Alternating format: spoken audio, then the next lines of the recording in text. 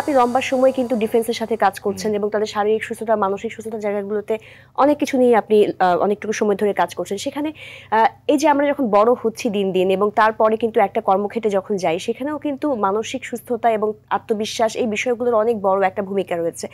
শারীরিক সুস্থতার সাথে এই বিষয়গুলোকে আসলে কিভাবে অ্যালাইন করা হয়? বলা হয়ে থাকে যে অনলি ডেড ম্যান, মানে মৃত মানুষের কোনো চাপ নাই, মরে গেছে বৈশ্যই করতে তার সমস্ত চাপ শেষ, তার শেষ। আর যদি বলি ফাঁকি যেয়ে দেয়, কাজ করে না, তার হয়তো বা স্ট্রেস নাই, মানসিক চাপ নাই। তাহলে আপনি কর্মক্ষেত্রে যত ধরনের কর্মক্ষেত্র রয়েছে, তার মানে আপনাকে কাজ করতে হবে। কাজ করলে কিন্তু তার সাথে আনুষঙ্গিক কিছু বিষয় রেইজ হবে, যার মধ্যে একটা বিষয় হচ্ছে মেন্টাল স্ট্রেস।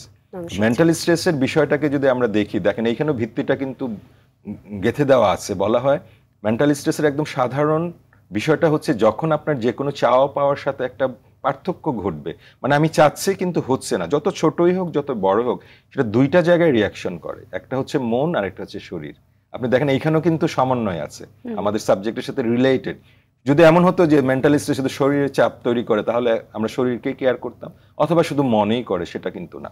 তাহলে এই যে আমরা যে কোনো কাজের কিন্তু রকম ফের ভিন্ন আছে।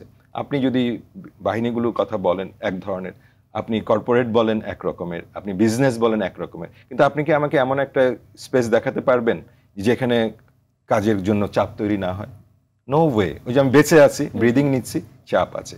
তাহলে ওই বিশেষায়িত বিষয়গুলো যখন আমাদের জীবনের তো একটা গোল বা লক্ষ্য গড়ে ওঠে, তাই না? আমরা একটা সময় থেকে, ছোটকাল থেকে বলে কি হবা, কি করবা, বলতে বলতে এক সময় এসে বাস্তবতার মুখোমুখি হই। আমরা বাস্তবতার মুখোমুখি হয়ে প্রত্যাশা থাকে একরকম, কিন্তু যখন আমি উপস্থিত হই তখন ধাক্কাটা লাগে আরেক রকম। এই যে প্রত্যাশা এবং ধাক্কা, পাওয়া না পাওয়া, যেটা বলেছি, সেটাই কিন্তু স্ট্রেস তৈরি করে। তাহলে আপনি আমাদের বেসিক বলা হয় না, একটা বিল্ডিং এর যদি মূল ভিত্তি স্ট্রং থাকে, তাহলে উপরে তো আপনি ইমারতটা অনেক শক্ত হবে। তাহলে ওই যে আমরা ভবিষ্যতের কথা বলে বাচ্চাদেরকে বড় করছি, কিন্তু ভবিষ্যতের জন্য আমরা কি প্রেজেন্টে রেডি করছি কিনা? তাহলে বেসিক কিছু ইস্যু কিন্তু আপনার থাকবে, এটা প্রত্যেকটা ক্ষেত্রে আছে। তাহলে এই মৌলিক জিনিসগুলোকে শেখানোর আসলে শুরুটা অনেক প্রথম থেকে করতে হয়, একদম বেসমেন্ট থেকে। ব্যর্থতাকে আসলে আমরা মেনে নিতে পারি না। এই যে অ্যাকসেপ্টেন্স লেভেলটা গ্রো করা। অনেকে বলে আমি একটু খাটো, আমি একটু লম্বা, আমি একটু মোটা, আর আমার ফিজিক্যাল কন্ডিশনের জন্য তো আমি রেসপন্সিবল না, এটা তো গড গিফটেড। এখন আমাকে এইটাকেই কিন্তু ফার্নিশ করে একটা জায়গায় নিতে হবে। তাহলে আমার শরীরের সুস্থতার জন্য যা আছে ওভারঅল সেটাকে অ্যাকসেপ্ট করে নিতে হবে। আমরা স্বপ্ন দেখি, স্বপ্নেরও কিন্তু কিছু বলা হয় যে অপরচুনিটি, সুযোগ যেমন আছে, কিছু থ্রেট আছে।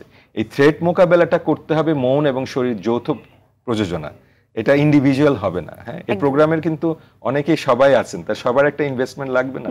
আমি আপনি কথা বলছি বলেই যে এটা হবে, অনেকেই এর পিছনে রয়েছে এবং প্রত্যেকের সমন্বয় সাধন করতে। আপনি যেটা সাবজেক্টে বলছিলেন যে সমন্বয়, কোঅর্ডিনেশন যদি হয়, আপনার কিছু সীমাবদ্ধতা আপনি অটোমেটিক্যালি ওভারকাম করতে পারবেন। মনের বিষয়টা শরীর দিয়ে, শরীরের বিষয়টা মন দিয়ে।